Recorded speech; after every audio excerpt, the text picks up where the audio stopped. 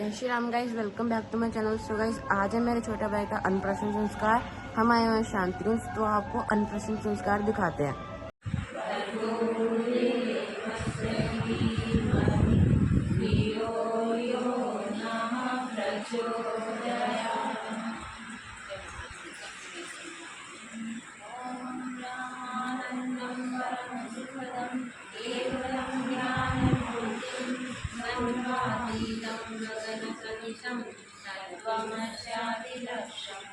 एवं नित्यं विमलमचलं सर्वधी साक्षीभूतं भावातीतं त्रिगुणरहितं सद्गुरुं तं नमामि। अखण्डानन्दमूर्धाय श्रीशतावहारिणे सच्चिदानन्दरूपाय तस्मै श्रीगुरवे नमः। लक्ष्मीर्मेधाधरा पुष्टिः गौरी तुष्टिः प्रभासिनी एतानि कपालितनुतिः अष्टाभिर्मां सरस्वती। सरस्वत्यै नमो नित्यं भद्रकार्यै नमो नमः। वेदान्त विद्यार्थानेभ्यः च मातास्मदीयपदं गजहातियुक्ता एकां भजन्ति निधियानपरां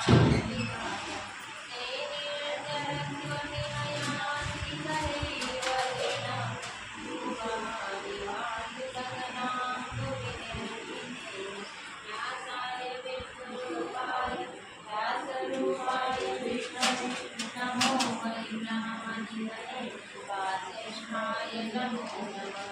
नमोऽस्तुते व्यासविशालबुद्धे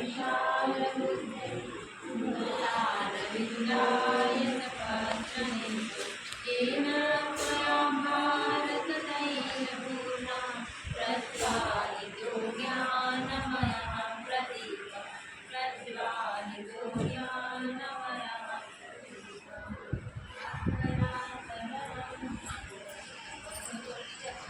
पश्येमाक्षविर्यजत्राः तिरैरग्नैः सुष्ठुवाक्वं सस्तनूभिः व्यसेमनिदेवहितं जटायुः। पवित्रीकरणं सभी भाई बहन कमर सीधी करके बैठे, दोनों हाथ जोड़ते हैं। कामना करें कि ओम पवित्रः पवित्रो वा सर्वावसाङ्गतोऽपि वा यः स्मरेत् पुण्डरीकाक्षं सर्वार्याभ्यन्तरः शुचिः। ॐ पुनातु पुण्डरीकाक्षः पुनातु पुण्डरीकाक्षः पुनातु।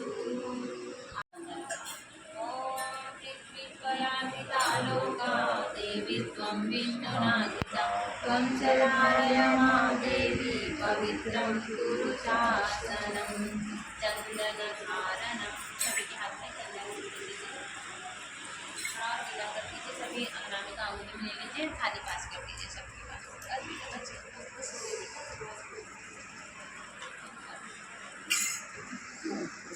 सब लोग ले लीजिए।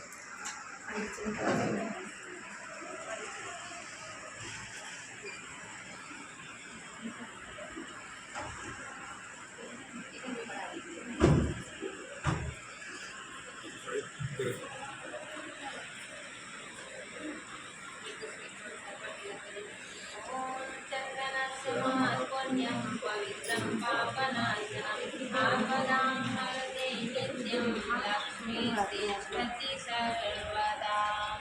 कलशपूजनं हो गया थाली। फूललतायै श्रद्धा प्रज्ञायुक्ताय ॐ श्रीगुरवे नमः। आवाहयामि स्थापयामि ध्यायामि। माँ गायत्री का संकल्प। ॐ मायातु वरदे देवी त्र्यक्षरे ब्रह्मवादिनी गायत्री छन्दसा माता त्वामयोनिं नमोऽस्तुते। ॐ श्रीगायत्र्यै नमः।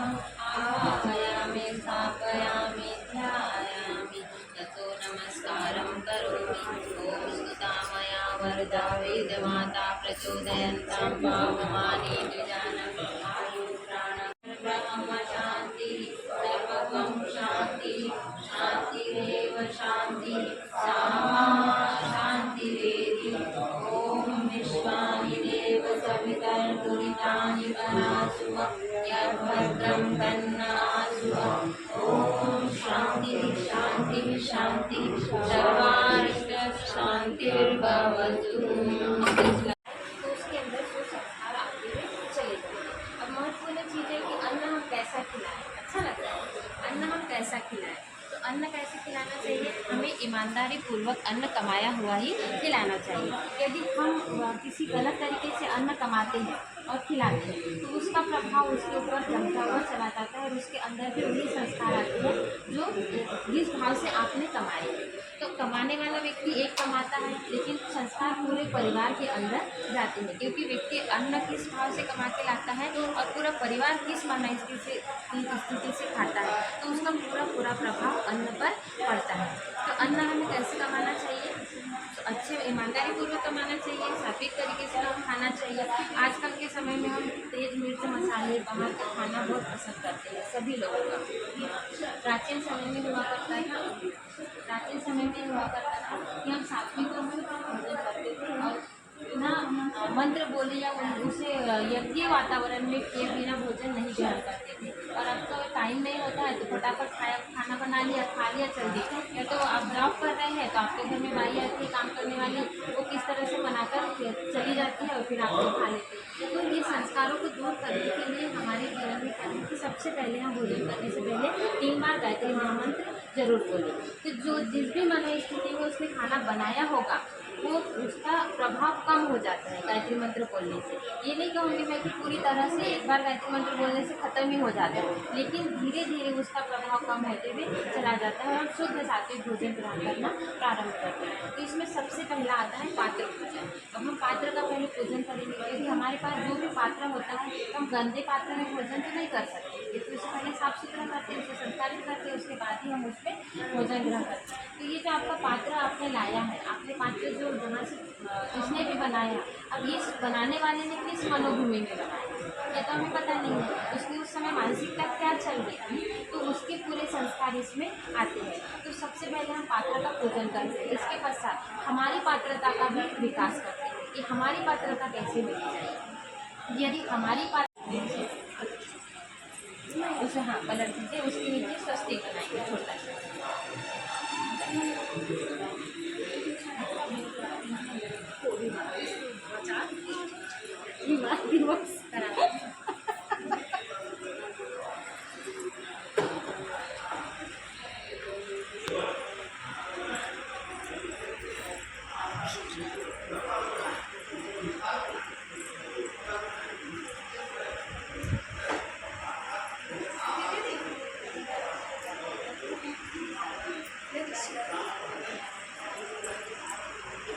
अब यहाँ से आप सूत्र बोलेंगे, ओम सुपात्रता प्रदास्यामि, शिशु में सुपात्रता का विकास करेंगे।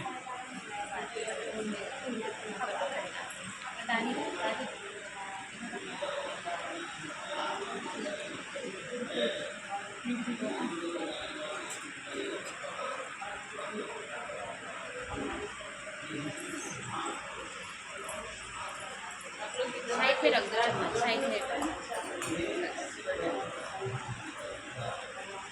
आप स्पर्श कर दीजिए प्रकृति को। यहाँ से मंत्र बोलेंगे, ओम शक्ति न इंद्रो वितस्रवाः स्वस्ति नः पूषा विश्ववेदाः स्वस्ति नस्तारक्षो अरिष्टनेमिः स्वस्ति नो बृहस्पतिर्दधातु।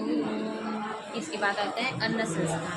अब अन्न क्या है कि जैसा खाए अन्न वैसा बने मन में उसी प्रकार के विचार आते हैं और वैसे ही कर्म करने का भाव भी आता है। आप सभी ने ये महसूस किया ही नहीं, एक बार होता है कि हम किसी के घर भोजन करने जाते हैं, सत्य घटना ही कहना चाहिए इसको। अब वो गृहिणी जिस मनोभूमि में भोजन बनाती है तो जो सात्विक भोजन करने वाला होता है या जो संस्कारित होता है या गायत्री मंत्र का जप करता है उस व्यक्ति को रात में वैसे ही स्वप्न आते हैं। ये सत्य घटना है कि किसी के घर में भोजन किया आपने और उस मन स्थिति से उसने अच्छी मन स्थिति से भोजन नहीं बनाया है तो आपको वैसे ही स्वप्न आएंगे। अगर उसने बहुत अच्छे विचारों से भोजन बनाया है तो आपको वैसे ही स्वप्न आएंगे, ये निश्चित रूप है। इसमें महात्मा आनंद स्वामी की भी एक कहानी आती है कि महात्मा आनंद स्वतंत्रता सेनानी थे। अब वो किसी कारणवश स्वतंत्रता संग्राम के चक्कर में जेल में हो गए। अब उन्हें क्या हुआ कि वो जो भोजन बनाता था जेल में, वो अपनी माँ की हत्या के जुर्म में जेल गया हुआ था और वह रसोईया था, वो भोजन बनाता था। अब महात्मा आनंद स्वामी वो भोजन ग्रहण करते थे तो उन्हें स्वप्न आते थे, तो वो भी अपनी माँ को मारते हुए दिखाई देते थे, कोई परेशान करते हुए दिखाई देते थे। तो उन्होंने अपने पिताजी से कहा बुला करके कि मुझे ऐसे स्वप्न क्यों आते हैं, क्योंकि उनके घर का वातावरण तो ऐसे था कि वो गलत सोच भी नहीं सकते थे, करने की तो बहुत दूर की बात थी, वो सोच भी नहीं सकते। तो उन्होंने फिर उसके पिताजी ने पता लगवाया कि यहाँ का रसोईया कौन है। तो फिर बाद में पता चला जेलर द्वारा कि रसोईया माँ की हत्या के जुर्म में जेल आया है, वो भोजन बनाया। तो वो उसके मन में कहीं ना कहीं वो स्थिति थी, वो उसके दिमाग में घूमता था, वो भोजन बनाता था, वो पूरे संस्कार भोजन में आते। तो उसी व्यक्ति को पता चला जो आध्यात्मिकता से जुड़ा है। बाकी सभी तो भोजन करते थे लेकिन यह अनुभव किसी को नहीं हुआ। तो जो श्रेष्ठ मन स्थिति वाला होता है उनको यह घटनाएं सुनिश्चित मतलब दिखाई देती है, पता चलता है कि कुछ गलत होने वाला है। ऐसे हमारे बच्चों के साथ भी होता है। अब दोस्तों के साथ बाहर चले जाते हैं और बच्चे जब बाहर का खा तो लेते हैं लेकिन घर आके रात में जब सोते तो दूसरे दिन जरूर बता दी कि हमने ऐसा स्वप्न देखा। क्यों मंत्र बोलेंगे, ये गंगाजल ले लीजिए, उसमें 2 छींटे लगाएंगे, आप उसको खोल के हाथ में बस ऐसे हाथ में लेके उसमें छींटे लगाएं। तो पहले सूत्र बोलेंगे, ओम कुसंस्कारा दूरी भूयासु। अब छींटे लगाएं। ओम मंगलम भगवान विष्णु मंगलम गरुड़ध्वज मंगलम पुंडरीकाक्षो मंगलाय तनो हरिः। बस अब आप फिर से सूत्र बोलेंगे, ओम सुसंस्कारा स्थिरे भूयासु। इसमें सात्विक सुसंस्कारों की स्थापना करते हैं।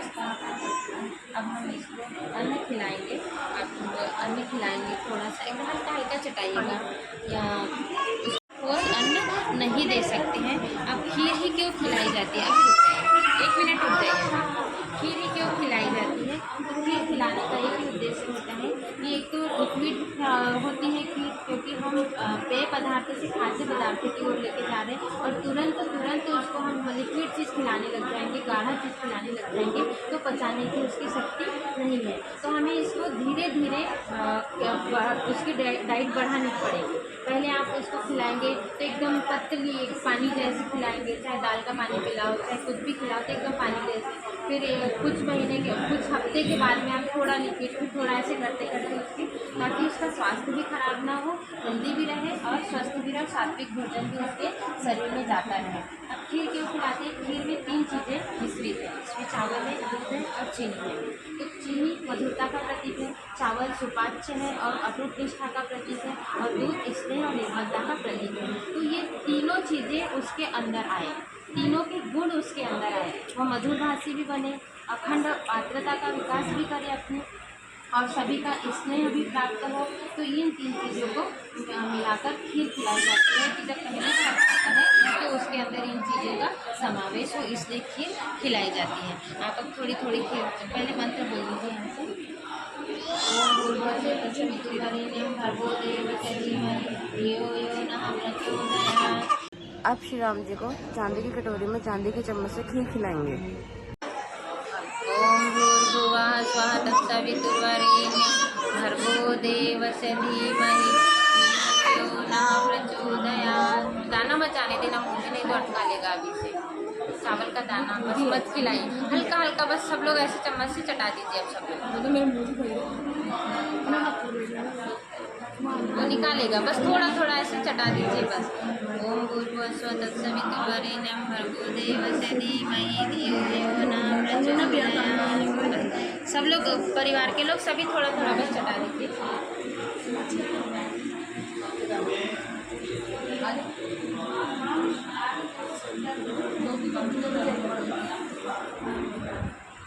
बस ऐसे स्पर्श ही कर दीजिए क्योंकि उसमें दाने हैं तो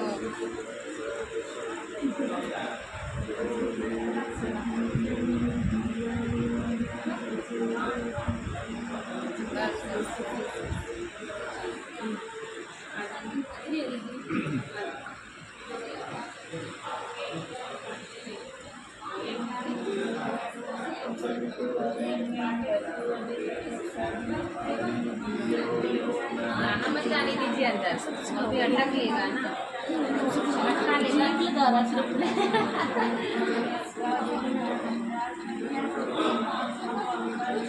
बस ऐसे करना से ऐसे बचे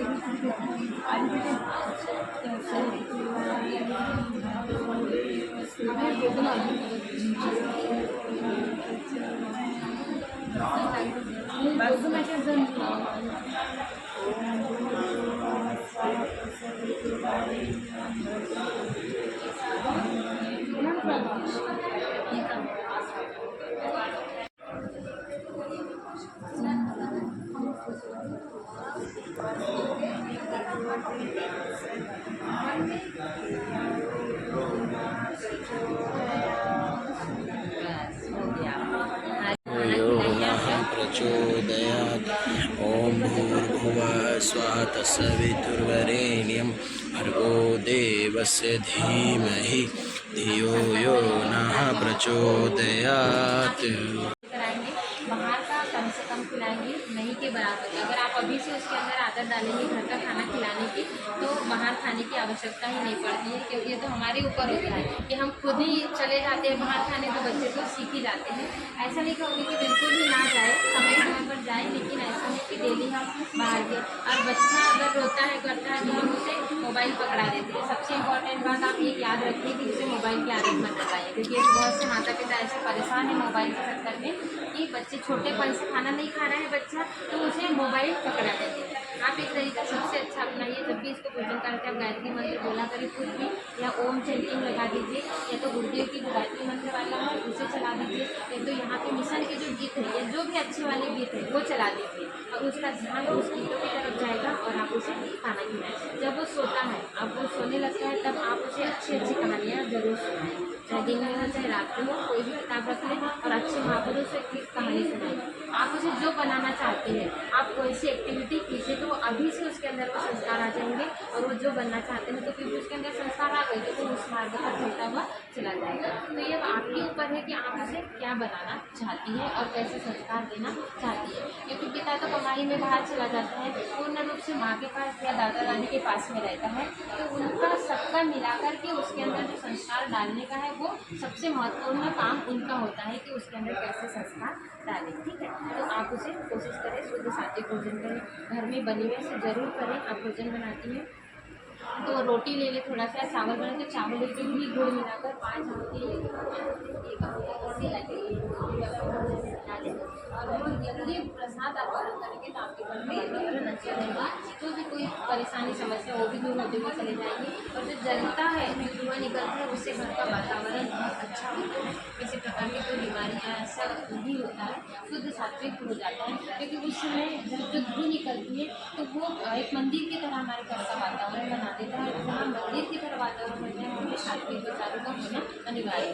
कहीं न कहीं थोड़े बहुत बुरे विचार आते हुए देर होते हुए चले जाते हैं, इसलिए आप निवेश शंकर के संस्कारवान बनाने का पूरा प्रयास करेंगे, और कोशिश करेंगी कि उसे अधिक से अधिक जो संस्कार दे करके श्रेष्ठ मानव, देव मानव, महामानव बनाने का प्रयास करेंगे। इस संकल्प करेंगे, मस्तक से लगाएंगे अक्षर पुष्प को, और आप वहाँ अपने दीप के पास में जाएंगे। आपके अंदर जो बुराई है वो छोड़ेंगे, जो अच्छाई आपको ग्रहण करना है आप यहाँ से अगणित अच्छाइयाँ लिखते जा सकते हैं, और उसे अच्छा मानव एक राष्ट्र के लिए भावी नागरिक बनाने का संकल्प। उसके जन्मदिन पर पेड़ जरूर लगाएं। ठीक है, आप मस्तक से लगा लीजिए, वो अक्षर पुष्प आप अपने दिल का तनाव करने जाएंगे, आप वहाँ पर यज्ञ करने जाएंगे। अगर दीदी मिलती है तो प्रतिष्ठा में बात करने से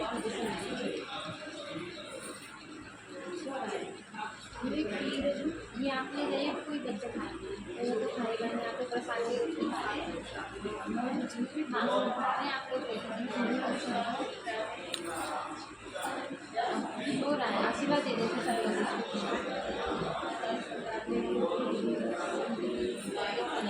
सब लोग।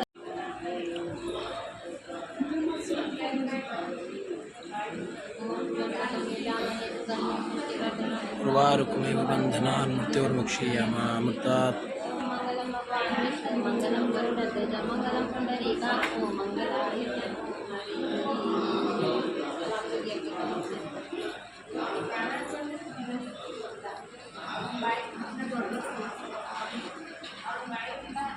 भी हटा दीजिए, सिर करके भी हटा दीजिए। हाँ जी।